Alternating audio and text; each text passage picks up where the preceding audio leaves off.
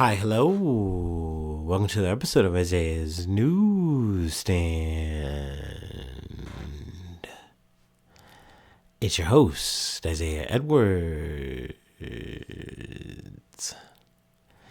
The date is December the 15th, 2025. Hopefully this episode finds you well, in good spirits and high hopes. As for me, I'm doing pretty good. Happy Monday, happy Garfield Day to ya. Hopefully you got that lasagna. Hopefully it was a good day for you. As for me, it was good. It was solid. It was definitely very, very cold. Too cold, I dare say. But, we got up, we got after it. I didn't sleep too well. For my Sunday night into Monday, but I was determined to get after it, even though I saw that it was like -1 degree when I woke up, and I was like, oh, you gotta be kidding me.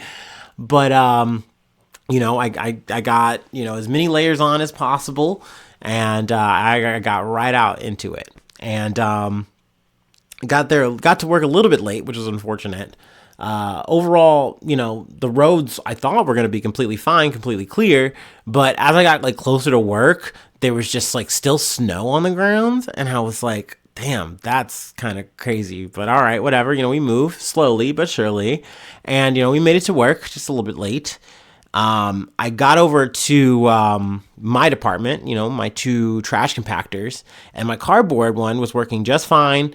It was, a new compactor a new dumpster had been put in, so we were good to go.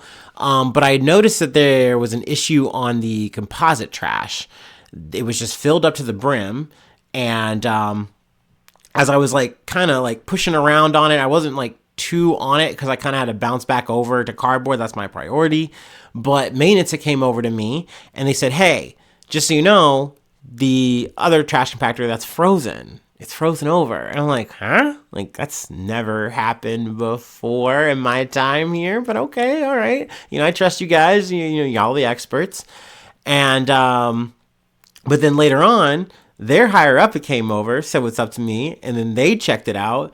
And they're like, yeah, no, this isn't frozen. It's working. It's just piled up on top. And I'm like, yeah, that's what it looks like. And when I was pressing the button, I thought it was moving, but I didn't know.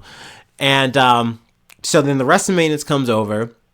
He kind of chides them for not actually fully checking it out because they more or less just took someone's word for it. And, they proceeded to just unload the entire front part of the compactor because that was what was jammed up, and then reload it back. And I let him have it because, once again, the cardboard was my priority, and I needed to get on that. We're still in peak, still important that they get all their buggies. And, I was like, yeah, I don't want to handle a bag full of Chick-fil-A fries. That's just not what I want to do right now. It's already enough on my plate. So I was glad that they handled that. And, other than that, everything else on the day was smooth. Outside of just staying as warm as possible. I felt like, I don't know about you, but for me, when it gets under 20 degrees, my body starts getting a little weird. I don't know, I get extraordinarily snotty. I just feel gross. I feel tired. Obviously, you just have the extremities pain, my feet and my hands are just ah. So, that wasn't a fun time, but luckily my heater was working the whole day, no issues there. And, the layers did hold out, so shout out to Carhartt. But yeah, work was good. It was solid. Then post work, we head to the gym. I was expecting a busy day, and more or less that's what I got. I was banking on maybe, the cold scaring off some people, they want to show up, which I wouldn't blame them. But no, people did show up. It was definitely busy. But I was able to get on the Smith machine. I was able to get on free weights, did a little bit of core work. And I wasn't really able to get my filler work done on the other equipment. I got a lat pull down in, I got a set of that. That was really about it, though. I did get on the Stairmaster for 15 minutes, and then some errands popped up that I wanted to run. So I went after that, and that was more or less my day. We got back home, had a little snack, did a little research for the Yap, and here we are. So yeah, let's go ahead and do our startup, and then let's get into some news. I feel like I got a lot to cover tonight, so let's go ahead and just jump right in, pretty much, post this startup.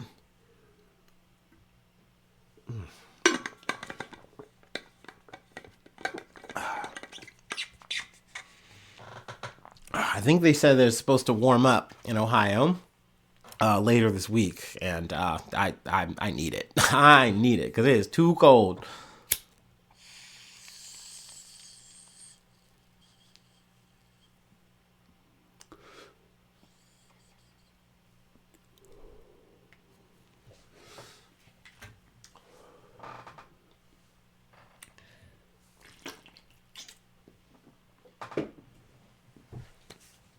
All right.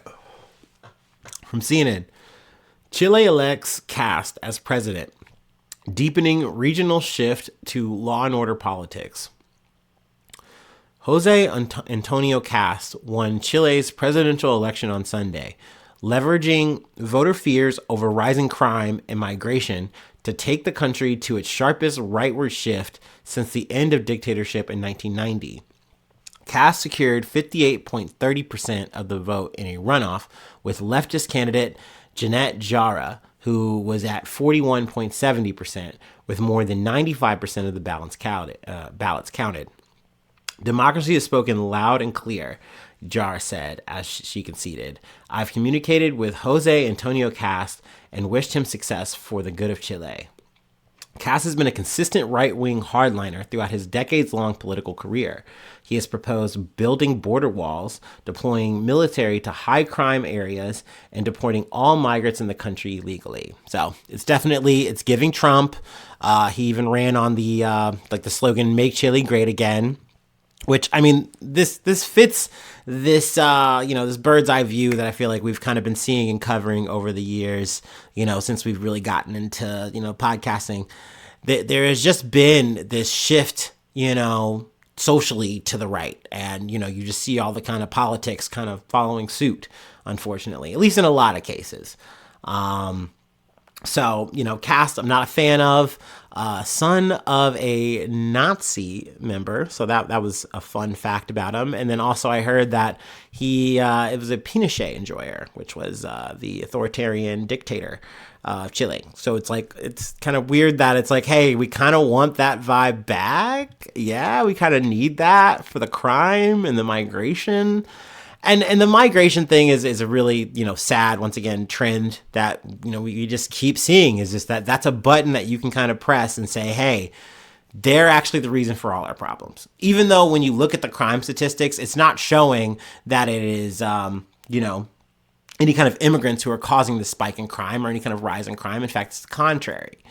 So I don't think Kast is actually going to help this, but it's going to be something that alleviates people's fears.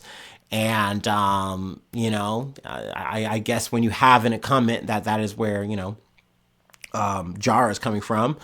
It is harder to win people over when they're like, no, actually, you're the reason for all our problems. And then also, once again, we think it's the migrants. And so this person's saying it's that, and we agree. So we're going to vote for this person. We're going to back this guy.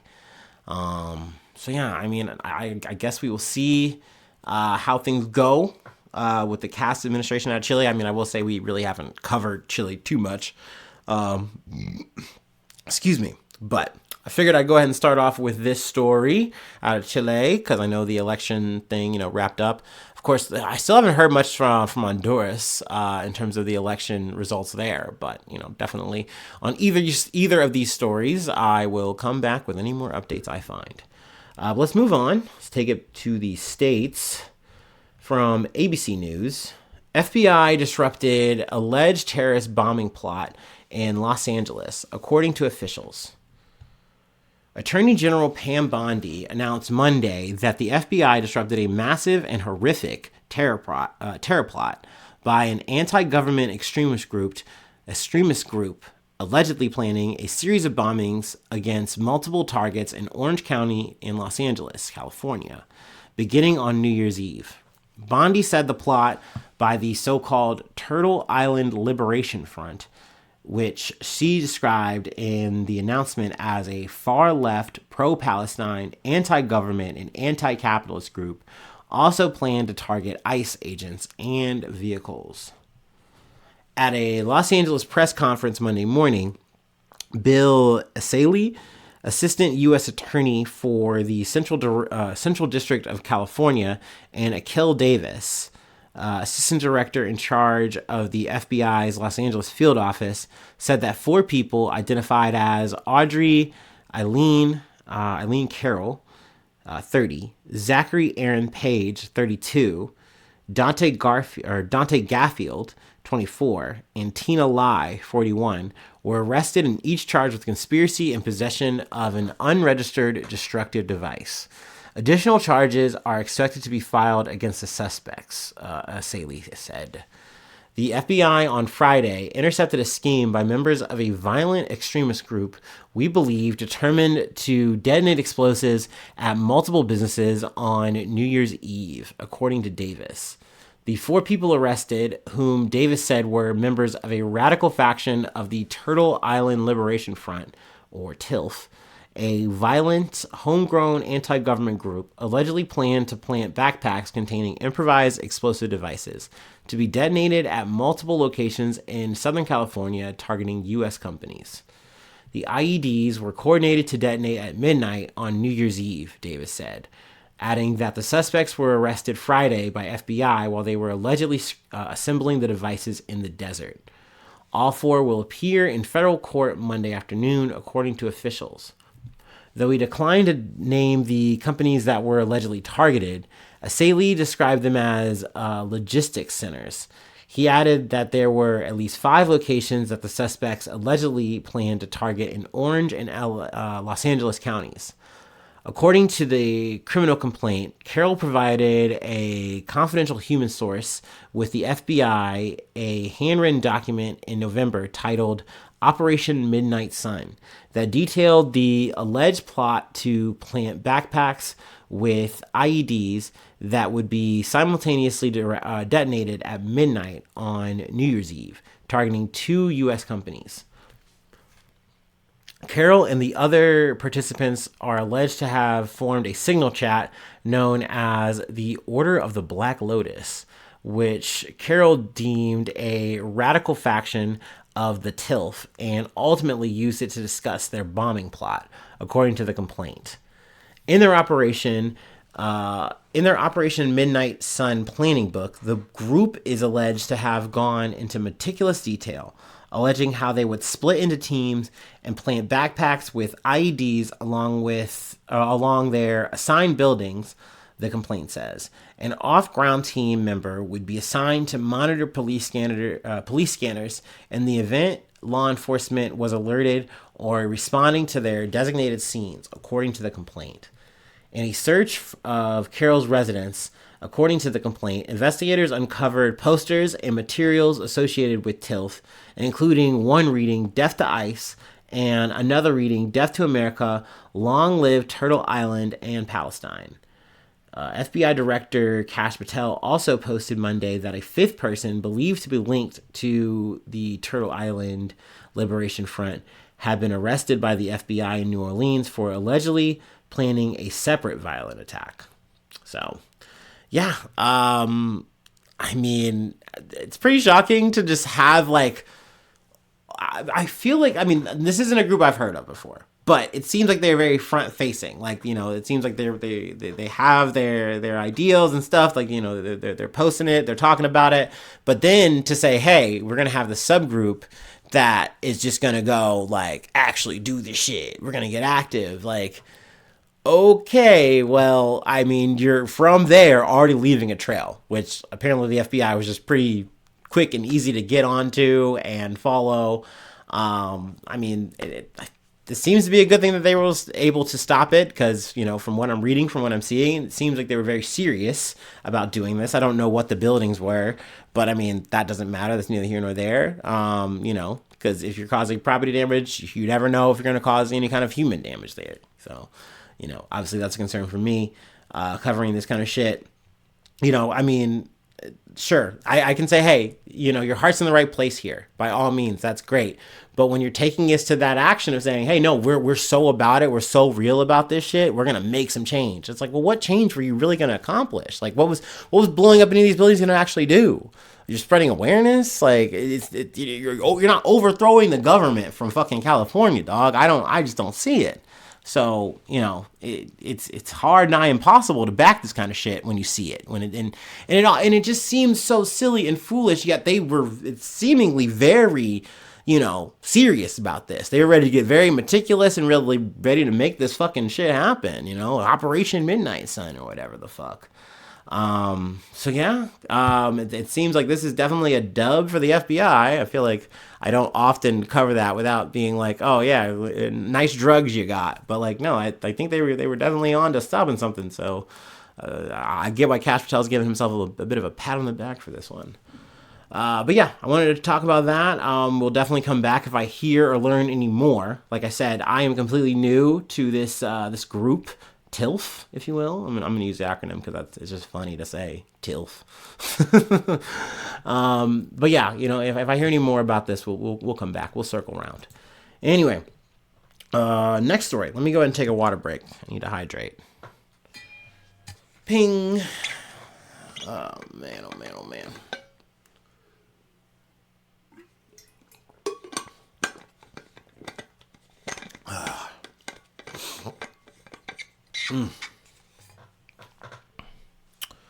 All right. Our next story comes from Yahoo Entertainment. Rob Reiner's son, Nick, arrested on murder charges after director and his wife found dead at their LA home.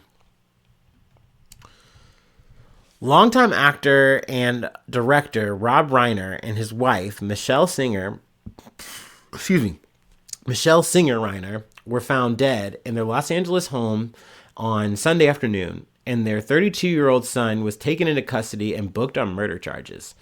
Paramedics responded to a call for medical aid at the residence in Brentwood neighborhood around 3:30 p.m. Inside, they found Reiner, 78, and Singer Reiner, 70, dead. According to multiple reports, they had suffered stab wounds. The Los Angeles Sheriff's Department announced on Monday afternoon that Nick Reiner was booked for murder and is being held without bail. Bail had initially been set at $4 million. Rob Reiner was the director of several classic Hollywood movies, including This Is Spinal Tap, which is probably the biggest one I feel like I would know and my friends would know. When Harry Met Sally, that's a really good little romance movie. I mean, I'm not a big romance guy, but that was like, actually, full disclosure, I've never seen all of When Harry Met Sally. I know, like, there's an iconic scene in there that I've definitely seen. But no, I was supposed to, it's a long story, but I was supposed to finish it with someone and I never did. So that's a thing. But no, iconic movie. Honestly, all these movies are iconic. The Princess Bride, that was a big, like my family friends, they love this movie. They put me on this movie when I was like a baby, not a baby, when I was a kid. So, I know about The Princess Bride, Stand By Me, and Misery. He's in so many things though, like as an actor, either, behind the scenes as a director, also it's worth noting too that he is very progressive. I feel like that's important too because it leads to Donald Trump saying that he died essentially of Trump derangement syndrome, which that's crazy to say of a person who, died in a way like this, especially when you went out of your way to champion Charlie Kirk and call him a martyr. It's like, oh, well, you kill one of ours, that's a problem. But if one of your guys has died, well, but so it goes. That's the stage we're playing on, and winners choose, I guess. I don't know the fucking rules anymore, man. As an actor, Reiner was best known for playing Michael Meathead Stavik on the iconic sitcom All in the Family, alongside Archie Bunker. Singer Reiner was a photographer and producer. The couple met on the set of When Harry Met Sally and married in 1989. They shared 3 children together, Jake, Nick, and Rami. Rob Reiner also had an adopted daughter, Tracy, from his previous marriage to Penny Marshall. Obviously, there's more, coming out on the story. It's believed that Nick had a long time struggle with drugs, which I don't know if that played a part in this or whatever. Maybe mental health. I'm not entirely sure. Obviously, it's a very unfortunate, very sad story. Like I said, it's been making the rounds, and I think it only got even more intensified because of that Trump comment on top of it. Like, obviously, people are mourning, and then he kind of comes through like, ta-ta-ta. But yeah, and let's see here. But this reminded me of a story that took place earlier in the month, and I didn't cover it because, there's been a lot going on. I didn't really know this person in terms of like, them as a performer or anything like that. So I just really wasn't tangentially connected. But that being said, still true crime, kind of like with this situation, because you have like a murder. But this was from ABC 7 Eyewitness News. Son of opera star Jubilant Sykes charged with murder for singer stabbing death in Santa Monica. The son of renowned opera singer Jubilant Sykes was charged with murder Thursday for allegedly stabbing his father to death at the family's Santa Monica home. Micah Sykes, 31, appeared briefly in a downtown Los Angeles courtroom. His arraignment was delayed until February 11th at the defense's request. But this was like 4 days ago when this was posted, this article. I don't have a ton of details there, but it does believe to be, once again, though, a mental health situation, things like that were at play here. But obviously, both of these kind of stories are unfortunate, and to happen so close together, in the holiday, it's sad. It's, it's definitely kind of a dark, kind of sad situation. But when I covered, when I saw the story about Rob Reiner, I'm sure I'm fucking his last name up, my bad. But, when I saw the story about him, I just felt like, damn, I can't cover one without covering the other. So let me, go back a little bit and cover both. But obviously condolences to the family. Once again, any more details, updates, surely we'll come back. But yeah. Let's see. Let's move on, though, to our next story. This was a bit of a blast from the past. Like, when I initially saw it, it didn't click to me that I'd even remembered it. And then I was like, oh, no. We definitely did cover this. I do remember it was just way back. So we got to kind of hop back in the machine. Once again, shout out to the longtime listeners. You're getting some payoff here. We're finally getting to the updates, But yeah, let's go ahead and I'm going to take a water break, little quick interlude. And then we'll go ahead and get into the Brian Walsh murder trial.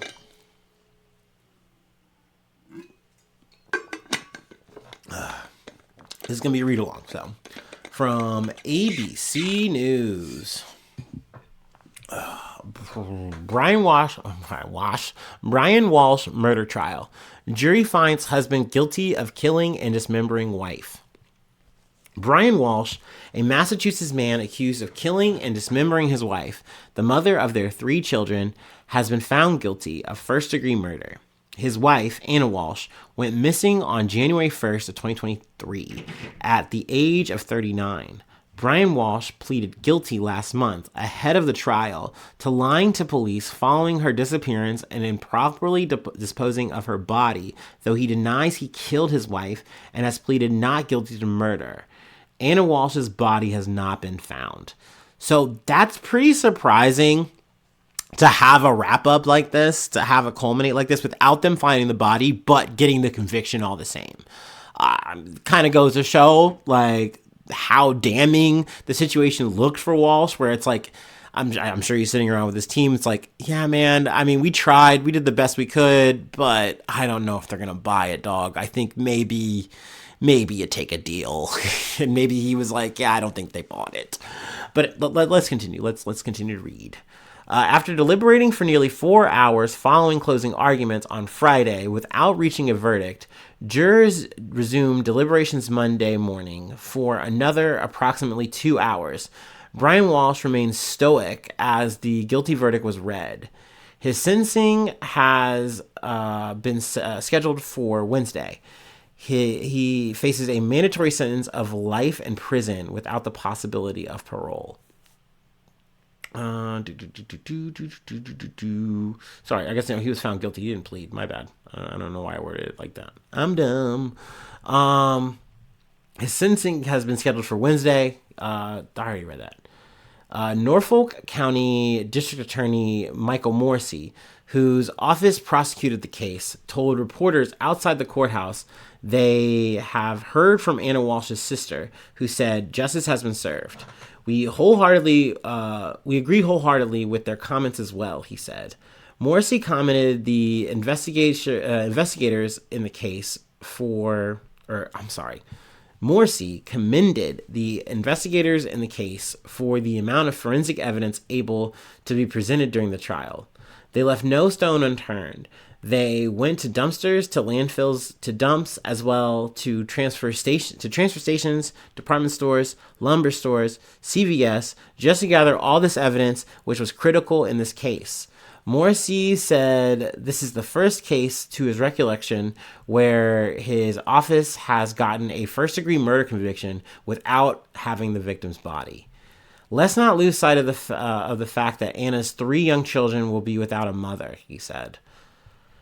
Judge Diane Frenieri informed the jury on Friday they could choose to convict on second-degree murder or the first-degree murder charge the prosecution has argued for, which includes the element of premeditation.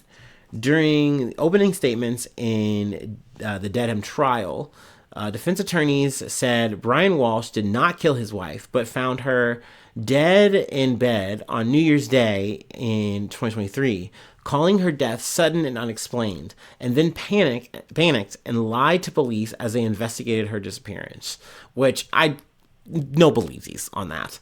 Prosecutors alleged Brian Walsh premeditatedly murdered and dismembered his wife, then disposed of her remains in dumpsters.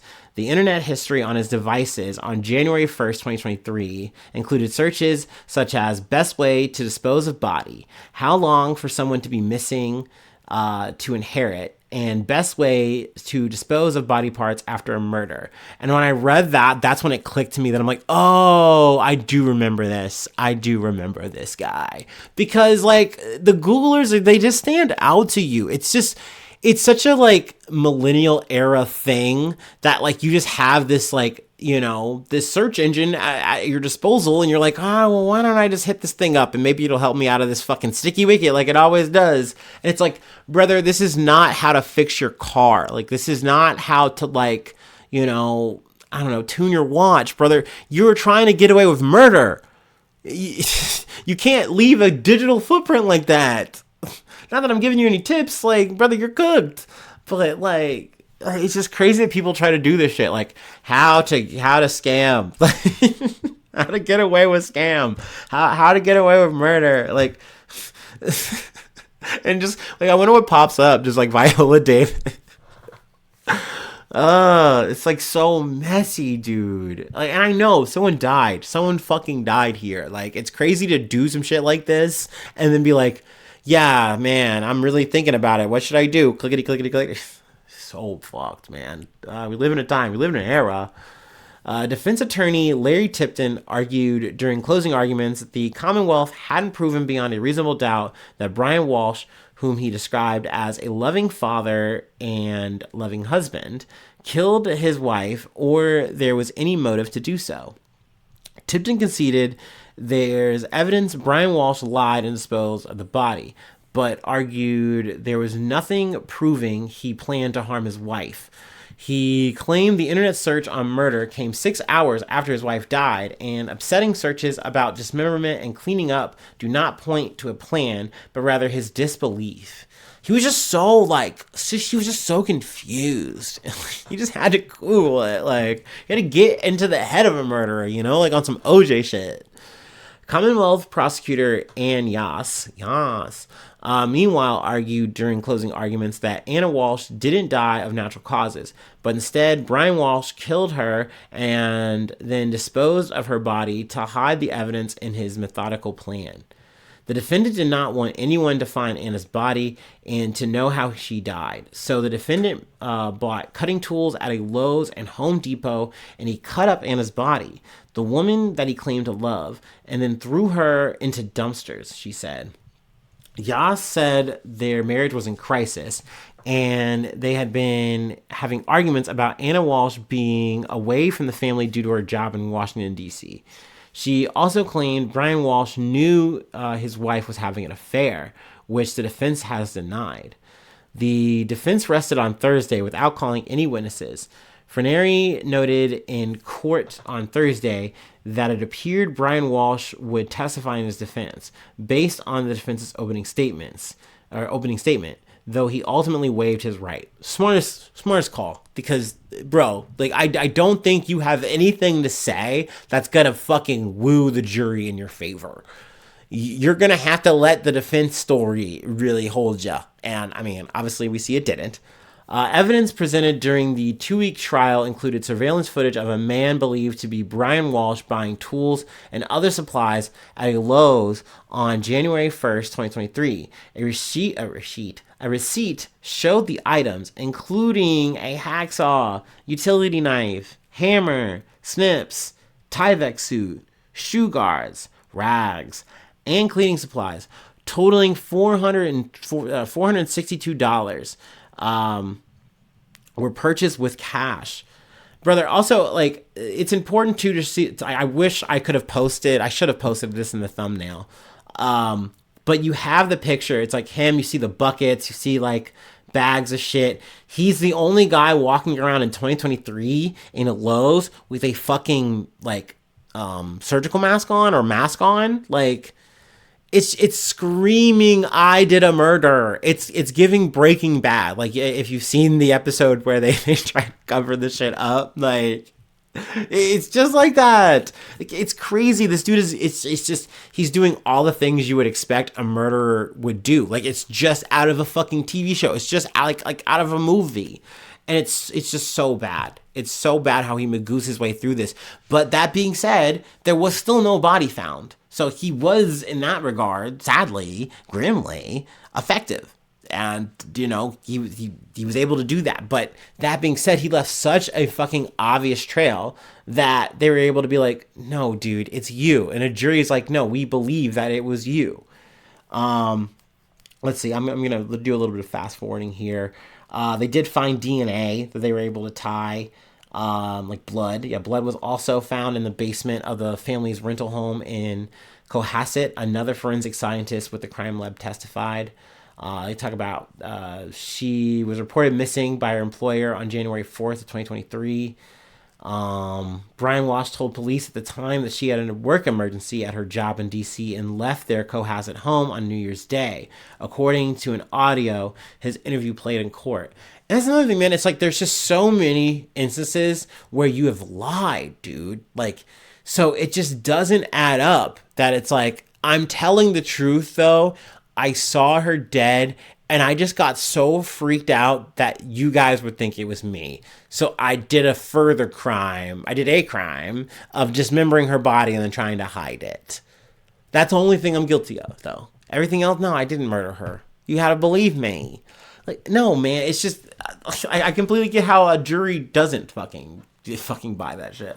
And also, sorry for botching the intro of this story. I don't know why I thought he did a plea deal. I don't know. It's one of those oopsie daisies. You know, I do that like every episode. Anyway, let's move on though. We have one more thing that I wanted to cover. We'll close it out with an update. We're going back to Australia. So, probably sadly, you know what that means. Got to talk about the Bondi shooting. But, Bondi Beach shooting to be specific. But yeah, let's take our last break and we'll go ahead and close it out.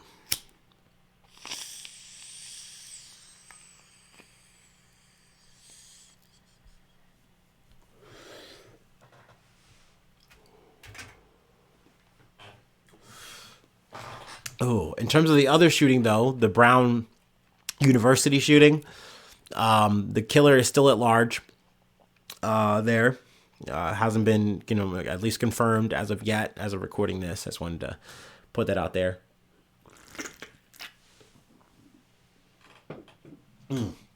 I believe in terms of the Bondi Beach shooting in Australia, though, 15 have been confirmed murdered.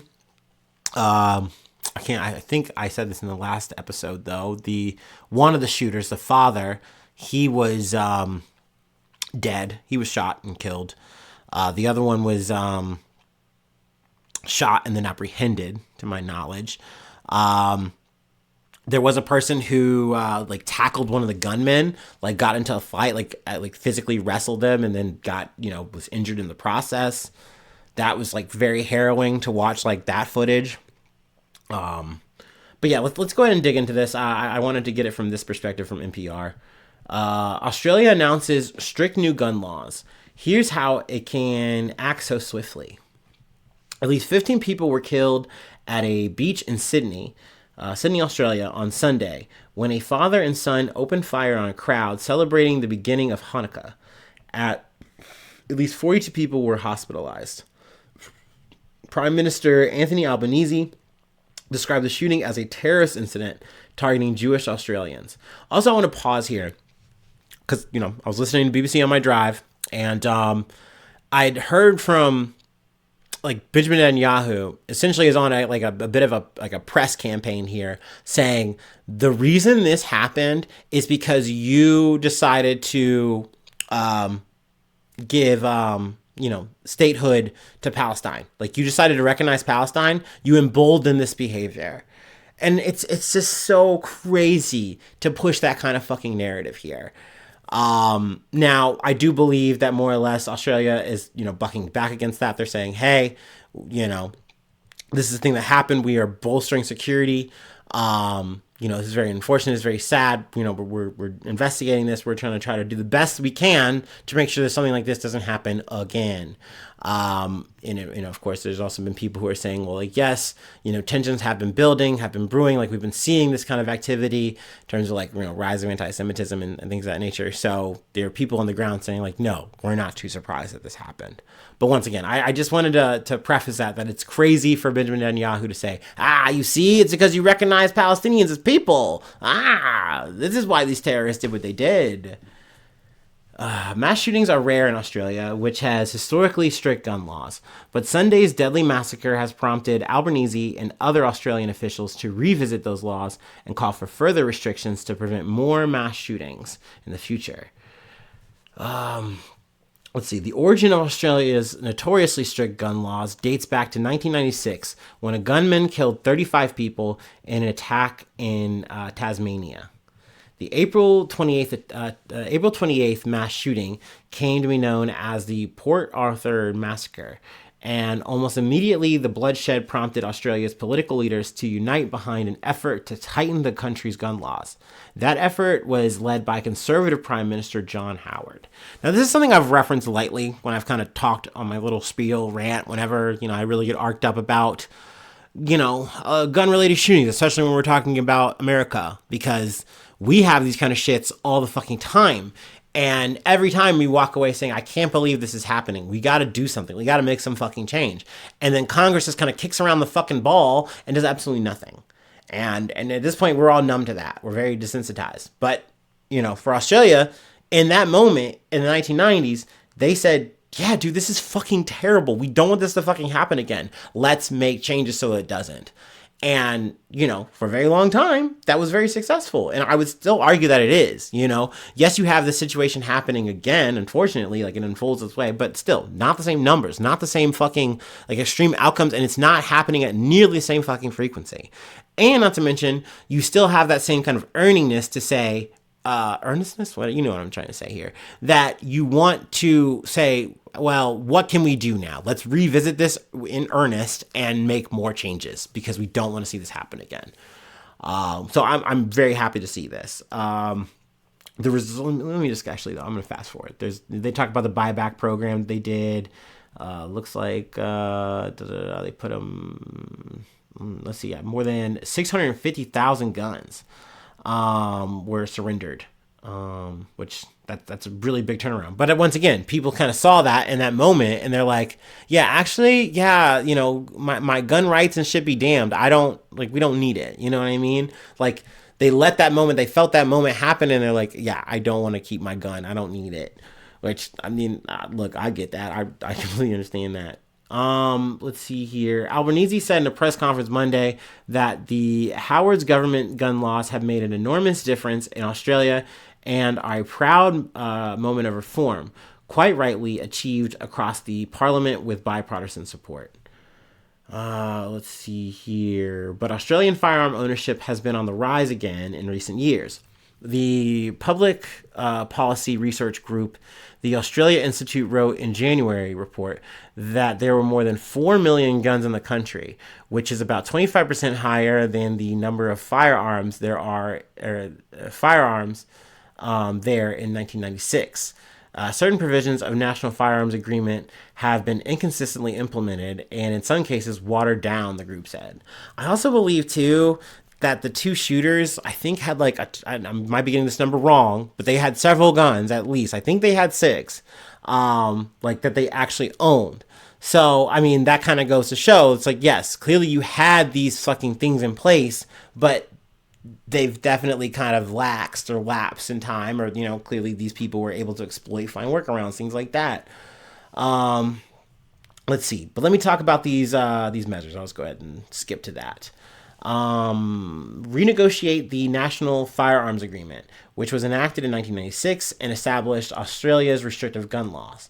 Speed up the establishment of the National Firearms Register, an idea devised by the National Cabinet in 2023 to create a countrywide database of firearms owners and licenses, which they describe what the National Cabinet is, but essentially it's like an easier way for them to kind of like work these things in. So I feel like you don't have to have like, hey, well, this has to go to like Congress and and if they approve this law, then it happens. Like their governing body politic or process allows this to kind of happen more seamlessly. I'm explaining this very poorly, but that's because I'm not the smartest. Let's see. Use more criminal intelligence in the firearms licensing process. Limit the number of guns one person can own. Limit the types of guns and modifications that are legal. Only Australian citizens can hold firearms license, which that's a little nationalistic, little national zest there. I'm just gonna skip. Introduce further customs restrictions on guns and related equipment. The Australian government could limit imports of items involving 3D printing or accessories that hold large amounts of ammunition. While not specifically referenced by the National Cabinet, some of the proposals address details related to Sunday's shooting. Part of the reason Australia's government can act so quickly on political matters of national importance is because of something called the National Cabinet. The National Cabinet is composed of the Prime Minister and the Premiers and Chief Ministers of Australia's 6 states and 2 territories. It was first established in early 2020 as a way for Australia to coordinate its national response to the COVID-19 pandemic. Since then, the group has convened to discuss a number of national issues, from a rise in anti-Semitic hate crimes to proposed age restrictions on social media use, which we talked about recently. Essentially, they were able to do a thing that, countries have kind of floated and tried, and in the same way of kind of like, when we're talking about the states, like with guns in the states, we have tried to kind of like ban, TikTok. But then also in certain states, they've even tried to like do social media limits for like kids under 18, but they're still in the fucking works. And my thoughts and opinion probably aren't going to go through all the way, probably not going to make it all the way down the line. But, with Australia and this cabinet, it kind of allows them to kind of just fast track this shit without much resistance. Which I would say, hey, for the COVID-19 thing, in terms of like combating anti-Semitism, hate crimes, stuff like that, that's great. Y'all know I'm a little bit murkier on this whole social media ban. That feels a little censory.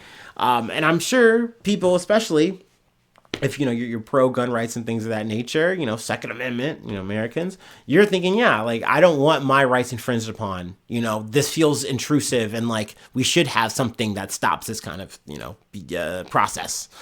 And I get that. We're totally allowed to be on different sides of the fence here.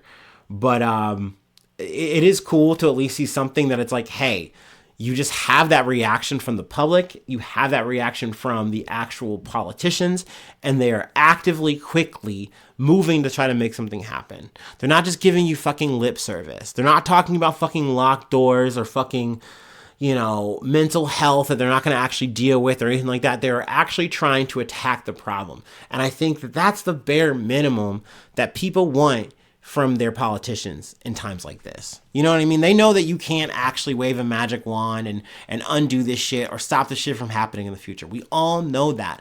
But you want to see people actually, like the people that you voted for, actually try to do something for you. Like, it's not just when we're talking about fucking guns, it's about anything like this.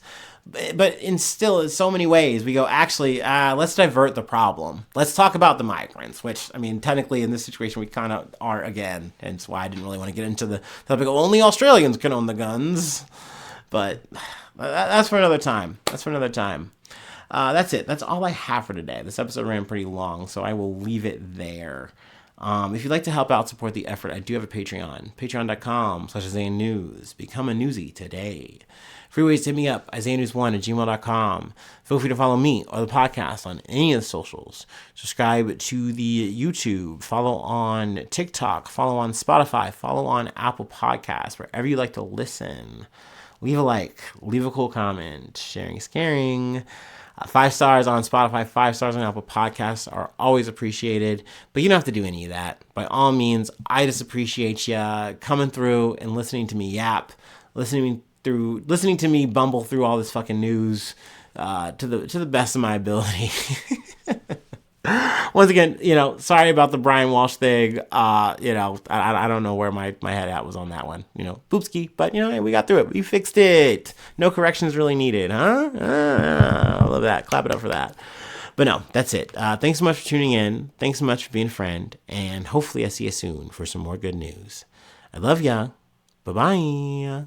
Mwah.